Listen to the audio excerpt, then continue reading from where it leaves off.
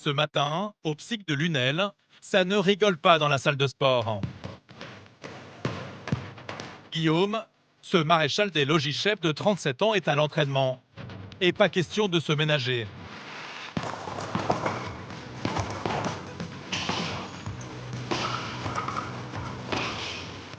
Pour faire partie du fameux PSIG, la règle est claire, c'est sport obligatoire. Il faut assurer sur le terrain. Ouais, déjà, ça fait partie du service. C'est un service comme la surveillance générale ou un autre service. Et puis, c'est important de se maintenir en condition. Et après 12 ans de gendarmerie, Guillaume le sait mieux que personne. Face à certains délinquants, il faut pouvoir réagir au quart de tour.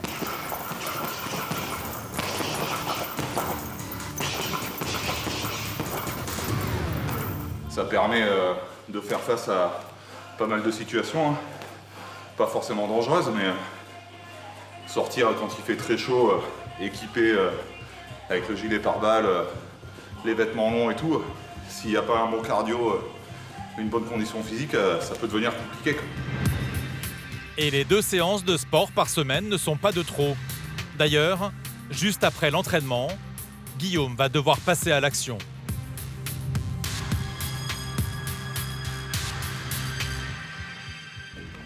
Il est 15 h.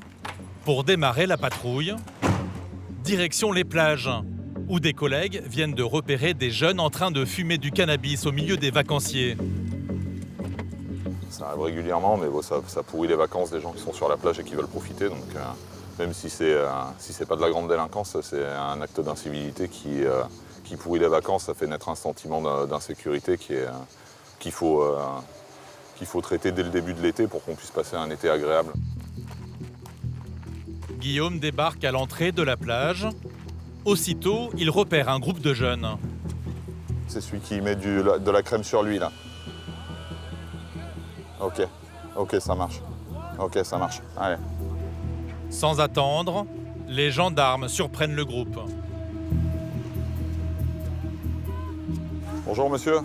Gendarmerie nationale. Vous avez des papiers, s'il vous plaît? Mais si on vient vers vous, c'est qu'on a une bonne raison, monsieur.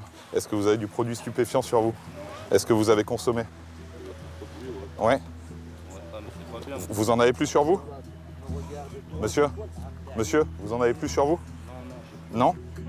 Le jeune homme nie avoir des stupéfiants sur lui, mais les gendarmes ont de sérieux doutes. L'affaire est réglée en 30 secondes. On va pas la fumer. Non, D'accord. Voilà. d'accord, donc vous donnez le produit qu'il y a sur vous dans le sac. Il y a ça. Et il y a le bout qui dépasse là en plus. Ça se voit. Voilà. Voilà. Regardez, mais je vais pas le donner devant tout le monde. Il y a peut-être plus dans le sac. Le groupe commence à s'énerver. Bah oui, on va ailleurs, on fait pas ça là. Déjà, c'est pas vous qui choisissez. Vous choisissez rien du tout, vous vous énervez pas. Vous donnez le... Messieurs, on n'est pas en train de vous contrôler, vous restez en dehors, s'il vous plaît, d'accord? Vous vous occupez pas de ce qui se passe. Mais pourquoi vous me parlez? Je suis en train de contrôler quelqu'un. Laissez-les tranquilles, on travaille comme... Donnez-nous le produit, là. Donnez-nous le produit. Tiens, je vais pas m'en garder un peu pour ça, j'espère, chef. Pour faire baisser la tension, Guillaume emmène le jeune homme à part, un peu dépité de se faire interpeller. On est venu passer l'après-midi à la plage avant de travailler le soir, c'est tout. Et je me suis enroulé, je roulais dans le sac pour pas que les gens me voient, pour pas me faire le vieux gamin, pour pas faire le beau devant les gens. Et vous êtes venu quand même contrôler moi dans toute la plage qu'il y a, je suis vraiment un chat noir. C'est comme si une mouette là, elle me chie sur la gueule sur toute la plage là. Comme si une mouette, elle vient, elle chie sur moi. On est 100 000 sur la plage, elle chie sur moi. Mais voilà, si Guillaume ne trouve pas d'autres stupéfiants, cette bombe lacrymogène n'a rien à faire là, c'est une arme. Ce qui va se passer, c'est qu'on va aller à la grève de la Grande Motte. Monsieur, c'est pas bien. C'est que c'est illégal. Tant que c'est illégal, c'est illégal. Sans autorisation, le jeune homme est passible d'1 an de prison et de 15 000 € d'amende. Un drôle d'accessoire à côté de la crème solaire. En été, les jeunes estivants déferlent sur le littoral. Mais sur les plages, comme sur les routes, les gendarmes ont l'œil pour repérer ceux qui jouent avec le feu. Le lendemain matin, à la brigade motorisée de Lunel. Eric, cet adjudant de 55 ans, lance l'opération Grand Nettoyage. Nettoyage de la moto, entretien. Vérification de la pression des pneus, vérification de l'huile, vérification de l'état général du véhicule pour être prêt pour la mission. Comme toutes les semaines, Eric bichonne sa moto. Voilà 25 ans qu'il s'est engagé dans la gendarmerie. Mon père était gendarme, donc j'avais toujours dit, comme tous les enfants, je ne ferais pas comme mon père. Donc je suis parti à l'armée. Et de l'armée, au bout de 5 ans d'armée, où ça bougeait pas trop, on avait encore des appelés du contingent, et que les seuls militaires qui bougeaient, c'était un peu les mobiles.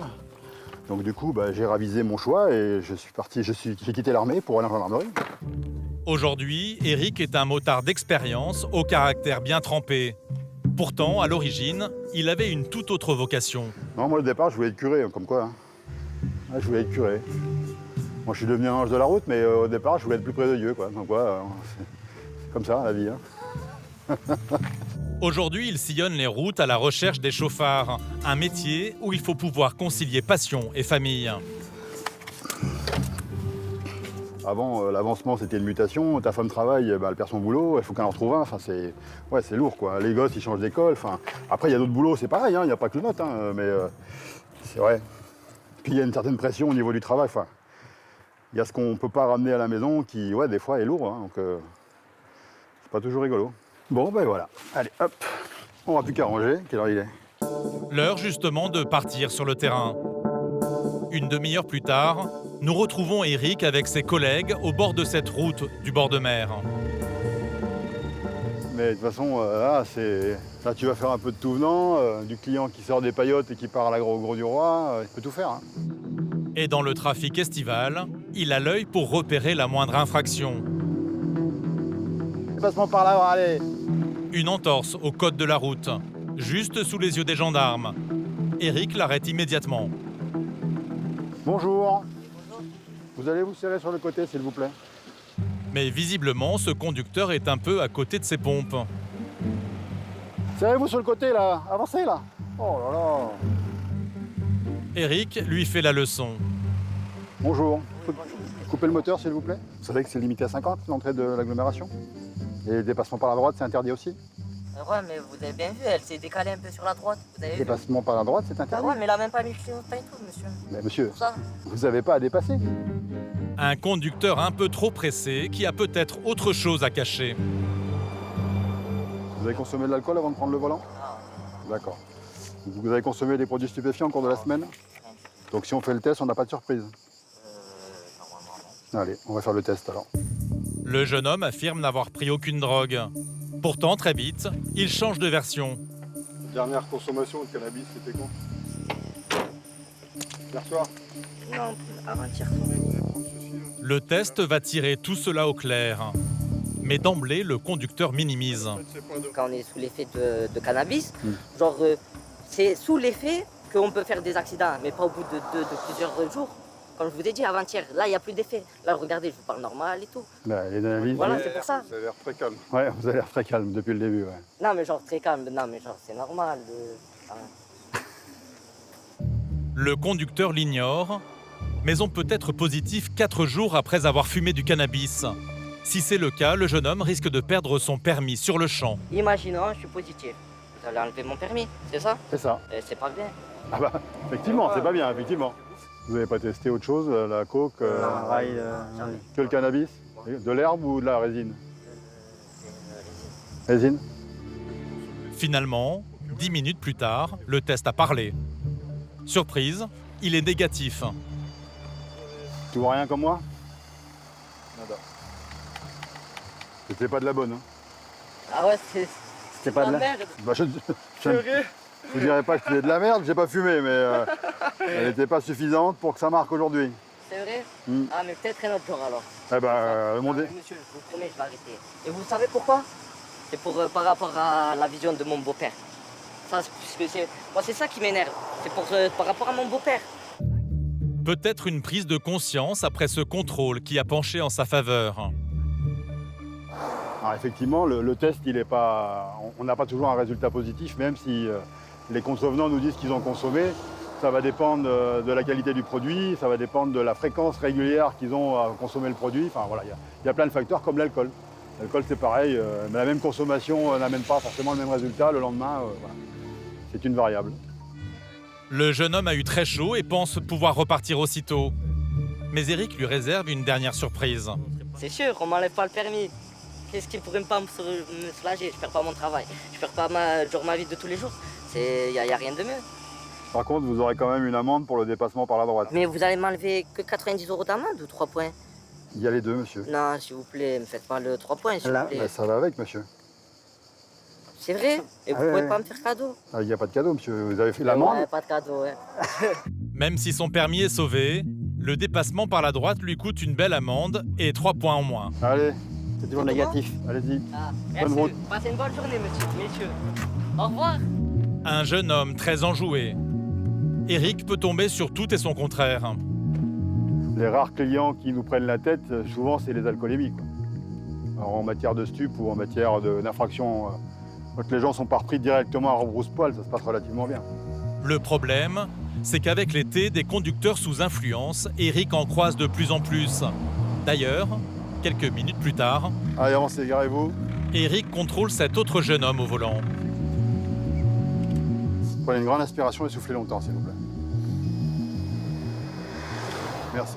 Est-ce qu'au cours de la semaine, vous avez consommé des produits stupéfiants? De la semaine, je parle. Hein. Ouais. J'ai fumé un joint Il y a combien de temps, monsieur? hier soir. D'accord. Rebelote. Mais cette fois, le conducteur admet tout de suite avoir fumé. Seulement, les révélations ne s'arrêtent pas là. Le test vient de s'affoler. Mais vous ne faites pas que consommer du cannabis? Ouais, mais c'est pour ça, hier soir, j'étais à la Il y avait un petit peu d'opiacé, là? C'était hier soir, à 3h. D'accord. Parce que là, il y a plus les opiacés qui apparaissent que le cannabis pour l'instant. C'était hier soir. Un petit rail de coke. C'est vraiment, j'ai tapé 3 boutres, même pas. Bah, monsieur, ça apparaît, moi. Regardez. C'est léger. Et ça apparaît. Ah, ça apparaît. Donc, moi, le test, il est positif, ça apparaît, donc. Ouais. C'est une tendance inquiétante. Les jeunes sont 4 fois plus nombreux à consommer de la cocaïne qu'il y a 20 ans. D'après les études, effectivement, le produit est moins cher et donc il y a de plus en plus de gens qui en consomment. Les effets, les gens les perçoivent pas forcément et puis ils sont dans leur petite joie, leur petit moment festif et ils pensent pas que ça peut avoir des conséquences graves sur la route. Conséquence de la prise de cocaïne, une conduite plus agressive. Ce qui a amené Eric à le contrôler. Je fais attention au téléphone, je mets la ceinture, je roule tout le temps doucement parce que je sais que le permis ça fait. C'est moi qui me fais arrêter avec ma tête, c'est normal. On passe à 10 là, et sur les 10 c'est à moi et là il y en a Regardez, mettez-vous là où on était, vous verrez qu'on voit. Vous avez vu moi. Et même si le jeune homme se pense irréprochable au volant, il l'admet, cette drogue gagne du terrain, surtout chez les moins de 25 ans. Il y en a beaucoup, vous attrapez comment? De plus en plus. C'est... Et ouais, ça se répand de plus en plus aussi, il y en a partout, tout le monde, c'est facile à trouver, tout le monde. C'est ça, c'est ce qu'on disait tout à l'heure. Moi quand j'étais jeune, il n'y avait pas ça, je ne savais pas, ils fumaient le bédo. Je vois les jeunes en boîte, ils en ont, voilà. Ils ont 17 ans, ils sont en boîte, ils ont la coction. Ah ouais. Ça reste un truc de fou. Ça, il y en a de plus en plus. Résultat des courses, plus de permis, 6 points en moins, et une convocation devant la justice. On avait bien coupé la soirée. Je vais partir en paillote, on avait réglé l'histoire. Vous pouvez aller en paillote?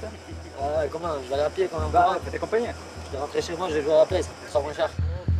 Pour le jeune homme, visiblement coutumier des faits, il va falloir s'habituer à rouler côté passager. Allez, bonne fin de journée malgré tout, monsieur. Dire que ça va lui servir de leçon alors qu'il a déjà été verbalisé à plusieurs reprises semble être un doux euphémisme. Peut-être que l'accumulation des sanctions vont peut-être le faire réagir, mais là, il n'y a que lui qui le sait.